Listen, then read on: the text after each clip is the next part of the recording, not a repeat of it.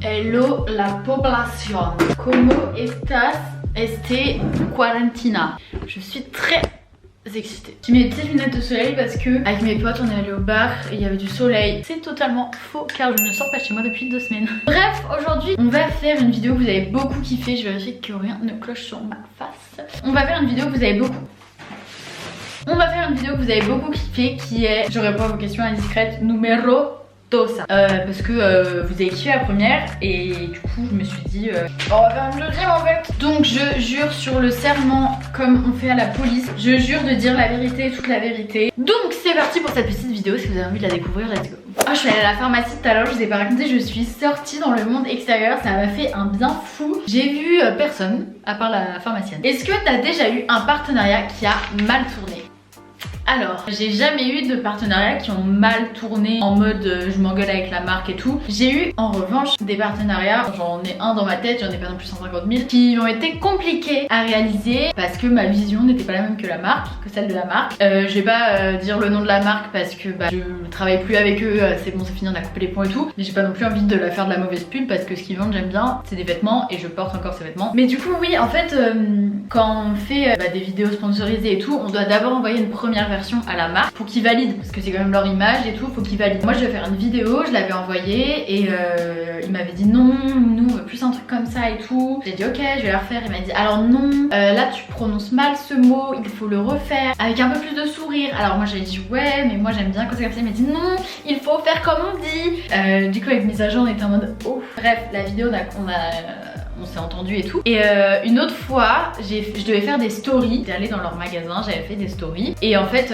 je les tournais. En fait, c'est pas une marque française. Et je pense que c'est ça en fait. C'est pas qu'ils sont méchants ou quoi, parce que les meufs en soi étaient gentilles. C'est que en fait, c'est une marque pas française. Et du coup, il n'y a pas les mêmes manières de fonctionner. Donc, bref, j'avais tourné des stories dans le magasin où j'essayais des tenues. Et en fait, je les avais toutes tournées devant elle. Genre, à chaque fois, elle voyait quand je tournais. Et donc, à la fin, je lui montre les stories pour la validation avant de les poster. Elle me dit, bah en fait, non, il faut que tu retournes tout. Car il y avait du bazar derrière toi. Enfin, tu me vois faire ça depuis le début, tu vois que j'essaye des tenues avec un tas. Pourquoi tu me dis pas au début avant que je me change 200 fois? Donc ça s'était un peu mal passé pour ça. Mais bref, le travail a été fait, juste on n'a pas du tout recommencé à retravailler avec eux. Voilà quoi. Deuxième question, quelle est la vidéo qui t'a rapporté le plus et combien? Alors, je sais pas si je peux voir ça, que j'ai posté des soirées, ça fait 5 ans que je fais des vidéos. Je vais essayer d'aller dans Analytics, vidéos les plus rémunératrices depuis toujours. C'est donc ma vidéo Swap entre sœurs qui a 5 millions de vues. Pourquoi ils me disent que ça m'a rapporté 13 $?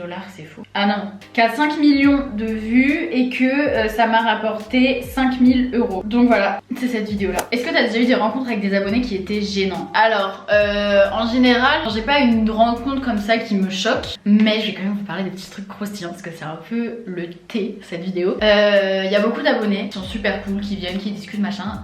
Et il y en a d'autres qui sont, je pense c'est par le stress que vous êtes stressé, vous savez pas trop comment agir, mais qui arrivent, qui disent rien, tu vois, qui arrivent comme ça devant moi. Donc moi je capte parce que j'ai appris à reconnaître les comportements. Et qui disent on peut faire une photo, pas de bonjour, pas rien. Moi je dis vas-y, prends ta photo et elle part. Genre c'est un peu, je suis là un peu putain bonjour, au revoir surtout, n'hésite pas à me parler. Bref il y a ça, mais je pense que ouais c'est que les gens sont stressés. Sinon quand je fais des dédicaces, des meet-up, des trucs, il y a beaucoup de personnes et souvent il y a des gens un peu bizarres qui viennent. Et des fois je vois des gens un peu vieux, un peu des hommes, Un jour il y avait un mec qui m'avait amené un cahier comme ça, rempli de photos de moi, rempli de screens de mon Insta, de machin imprimé et collé dessus. Et il m'a dit tu peux signer là, ok faut que tu signes ici aussi, tu signes là. Et le mec avait je sais pas 30 ans. Forcément je me dis c'est des abonnés, je réagis bien, je lui fais ce qu'il demande et tout. Et il y en a qui viennent très souvent partout où je vais et des fois ça fait un peu peur. En soi il n'y a rien de méchant, juste ça fait un peu peur qu'un mec de 20 ans ait des photos de toi partout. Que penses-tu des nudes? Les nudes, ce que j'en pense, je suis un peu mitigée parce que d'un côté moi personnellement j'en ferai jamais de ma vie, j'ai confiance en personne pour ce genre de truc et ça me viendrait même pas à l'idée parce que j'ai trop peur que ça sorte. Si ça sort sur internet ce genre de truc, moi j'ai plus de métier, j'ai plus rien rien, j'ai plus d'avenir, j'ai plus rien. Alors moi il y a nude et nude. Il y a des photos sexy genre en lingerie en tout. Oh my god, je trouve ça trop magnifique. Après il y a les nudes un peu plus vrai nude quoi. Non, pour les nudes en vrai, si t'as confiance en la personne en face, vraiment si t'as vraiment confiance, envoyez ça, pas ça à n'importe qui. Si la personne en face elle force de ouf et que toi t'es un peu mitigé, t'as pas trop envie, le fais pas. Mais après si tu te sens bien avec ton corps, si t'as envie de le faire, si t'es bien avec ton mec ou avec je sais pas qui, la personne à qui t'envoie ça, bah go girl, genre vas-y, fais-toi plaisir. Mais toujours faites attention parce qu'on ne sait pas ce que la personne en face fait. Les gens ils peuvent screener, les gens ils peuvent, tu vois, donc c'est pour ça qu'il faut faire très attention sur les réseaux sociaux à ça. Je sais qu'il y a plein de filles, je reçois des DM de filles qui sont au collège, qui sont sorties avec un mec, qui leur demandaient des photos d'elles, qui leur ont envoyé, le mec a screené, le mec a envoyé à tous ses potes, ça a tourné dans le collège et tout. Déjà au collège, moi je trouve ça hyper jeune de demander des nudes et tout, bref. Mais faites vraiment attention en fait parce que ça peut vraiment, et les gens, punaise, qui screenent et qui partagent, mais ça me, ouais, c'est quoi le but? Vous êtes con ou con? Genre vraiment ça m'insupporte, même si t'aimes pas la personne, tu réfléchis un minimum. Bref, pour ou contre la masturbation. Oula, disons qu'on est sur deux. Putain, j'ai plus de batterie. Ça me fait péter un peu. Pour ou contre la masturbation, alors moi je suis pour. Voilà, chacun fait ce qu'il veut avec son corps. Si les gens ont envie de faire ça, ils font ce qu'ils veulent. Genre c'est vraiment, ça regarde personne en fait. Et je sais qu'il y a beaucoup de tabous, surtout par rapport à la masturbation féminine et tout. Genre, tu t'en fous frère, tu fais ce que tu veux pour toi. Et y a pas à être gêné. En mode pourquoi les gars ce serait hyper banalisé, en mode ce serait normal. Genre en mode ça choque personne et les meufs ça choque tout le monde. Genre, moi je suis pas d'accord, je trouve ça hyper débile comme raisonnement. Déjà, est-ce que t'es déjà sorti avec l'ex de tes amis? Jamais. J'ai réfléchi mais non, jamais. Je sais pas, j'aurais un blocage, même dans le sens inverse, j'aurais un blocage que quelqu'un sorte avec une personne que j'ai aimée, alors que, enfin bref, trop étrange. Comment tu as dit à tes parents que tu as fait ta première fois? Alors, je ne l'ai pas décidé. Je l'ai pas dit directement évidemment, mais vous voyez, on était un peu dans la période, je pense que mes parents s'en doutaient, j'étais depuis longtemps avec mon copain, il connaissait, j'allais dormir chez lui, on se voyait, bref, je pense que inconsciemment il savait, mais il voulait pas le savoir, parce que bah ça fait jamais plaisir pour des parents de se dire ok ma fille elle a grandi tu vois. Mais il est arrivé un malheur qui m'a coûté des représailles. En fait j'ai eu besoin de prendre la pilule le lendemain et j'ai un peu paniqué, je me suis mise à pleurer, j'ai paniqué, je me suis dit mais comment je vais faire, oh mon dieu, bref. Et je me suis dit il faut que j'en parle à ma mère, j'ai besoin de son soutien, j'ai besoin d'en parler à ma mère, il faut qu'elle m'explique, il faut que j'en parle à ma mère, j'ai besoin d'en parler à ma mère. Donc elle était pas là, j'ai attendu qu'elle rentre. Non mais j'étais trop stressée, c'était horrible.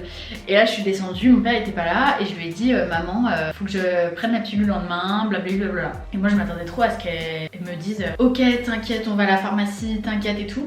Pas du tout. Elle m'a dit, elle m'a engueulée, elle m'a dit mais tu fais n'importe quoi, hors de question, mais quand ton père il va apprendre ça, mais blablabla. Bref, elle m'a un peu engueulée, elle m'a dit tu te débrouilles, tu vas à la pharmacie toute seule. Vraiment elle était trop vénère et tout, mais après elle m'aidait un peu, enfin c'était trop bizarre. Du coup au final je me suis retrouvée à aller à la pharmacie toute seule, Google, alors j'aurais pu y aller toute seule dans leur dos dès le début. Et quand mon père il a appris ça, horrible, genre vraiment, genre je pense que ça a été un choc pour lui, il m'a trop mal parlé, genre il était grave déçu et tout. Donc maintenant je les aime hein, mes parents, mais cette période là c'était très dur, genre vraiment je pleurais tous les jours, je me sentais trop mal, genre je leur voulais trop de pas me soutenir là-dedans et tout, même si en soi je voulais pas leur soutien, mais d'avoir réagi comme ça me faisait grave me sentir mal et tout, bref.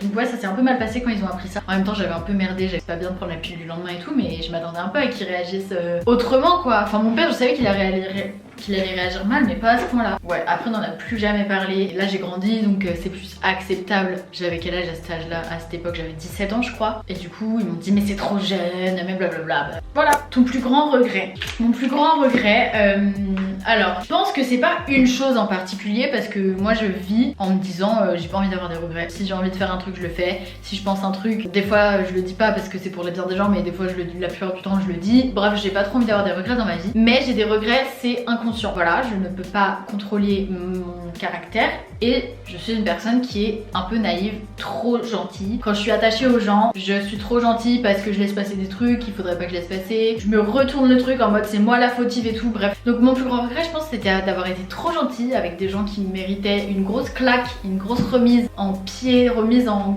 comment dire, remise en question. Et aussi j'ai été trop gentille par exemple quand des gens que je connais pas me demandent des services, me demandaient tu peux me mettre dans ta story, tu peux me faire ci, t'as du maquillage gratuit, t'as ci, t'as ça. Moi je suis là en mode non mais elle demande parce qu'elle est gentille, t'inquiète on va se revoir, ça, on va être potes et tout, c'est ma pote. Mais c'est dans mon caractère, je peux rien y faire tu vois, genre c'est plus fort que moi d'essayer de voir le bon côté. Mais des fois il n'y a pas un bon côté à voir, faut juste péter un plomb en fait. Bref voilà. Est-ce que t'as déjà fait gagner un concours à quelqu'un de proche?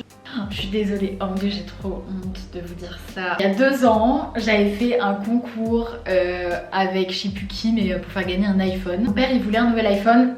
Bref, j'ai fait gagner mon père. Adieu. Dernière question. Ta célébrité t'empêche-t-elle certaines choses? Ouais.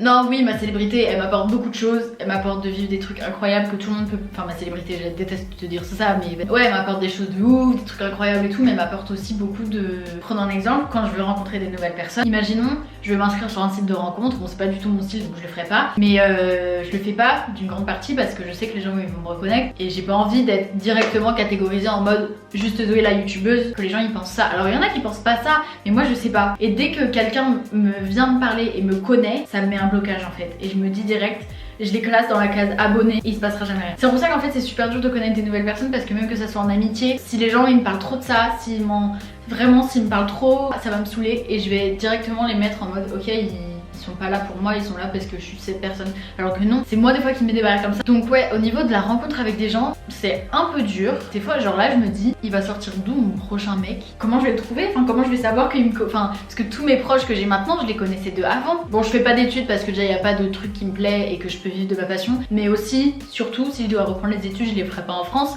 parce que justement j'ai pas envie de reprendre les études et que je sois directement catégorisée comme oh my god, il y a la youtubeuse dans l'école. Donc je préfère aller dans un pays qui parle pas ma langue, où personne connaît, et comme ça je peux vivre ma vie de meuf normale, genre en mode normal quoi. C'était donc la dernière question. J'espère que cette vidéo vous aura plu. N'hésitez pas à me le dire en commentaire. Enfin bref, je vous fais plein de bisous, je vous dis à la prochaine pour une nouvelle vidéo. Bisous.